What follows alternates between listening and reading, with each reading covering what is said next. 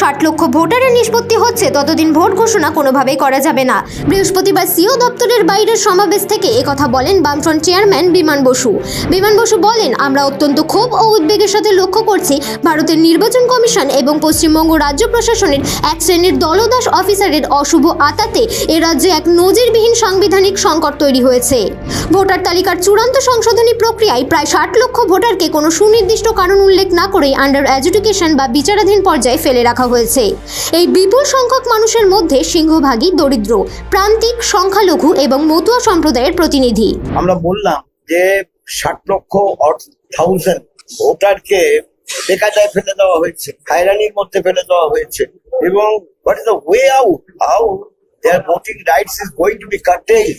তাহলে তাদেরটা না করে ভোট কি করে হবে? তাদের ইস্যুটা সর্ট আউট না করে ভোট করতে পারে। আর দ্বিতীয় প্রশ্ন হচ্ছে যে যখন বিএলও অফিসে ডিওর মাধ্যমে বা ইআরওর মাধ্যমে যখন গন্ডগোলগুলো কিছু কিছু জায়গায় মানে দেখা দিচ্ছে, তখন ইসিআই কেন ইন্টারভিউ করে? এখানে বিএলওরা যে বিক্ষোভ দেখিয়েছে তাদের মধ্যে কজন বিএলও ছিল? মিডিয়া রিপোর্টে কজন বিএলও ছিল বুঝতে পারছি না। উনি তো বললেন 5 জন বিএলও ছিল, কিন্তু মিডিয়া কাভারেজ হচ্ছে বিএলওদের বিক্ষোভ, বিএলওদের অবস্থান, বিএলওদের ধর্ণা, অল দিস মানে অদ্ভুত ব্যাপার। অথচ তাদের যা কাজ, যেখানে কাজটা, সেই কাজটা তারা ঠিক মতো করছে কি করছে না, দ্যাট ইজ নট ক্লিয়ার। গতকাল থেকে সিও দপ্তরের বাইরে অবস্থান বিক্ষোভ চালাচ্ছে বামফ্রন্ট। এদিন বিমান বসুর নেতৃত্বে বামফ্রন্টের একটি প্রতিনিধি দল সিওর সাথে দেখা করেন। তারা জানায়, জনপ্রতিনিধিত্ব আইন অনুযায়ী হয় একজন নাগরিক ভোটার, নতুবা তিনি ভোটার নন। বিচারাধীন বা আন্ডার এডুকেশন বলে কোনো ধূসর এলাকা গণতন্ত্রে থাকতে পারে না।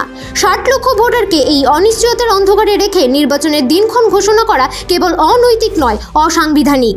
এই বিশাল জনসংখ্যার মতামত ছাড়া কোনো নির্বাচনই জনমতের প্রকৃত প্রতিফলন হতে পারে না। এটি কি তবে কোনো নির্দিষ্ট রাজনৈতিক দলকে সুবিধা করে দেওয়ার জন্য এক পরিকল্পিত ডিজিটাল কারচুপি? নির্বাচনের দিন ঘোষণার আগেই এই 60 লক্ষ মানুষের বর্তমান স্থিতি স্পষ্ট করতে হবে। News India.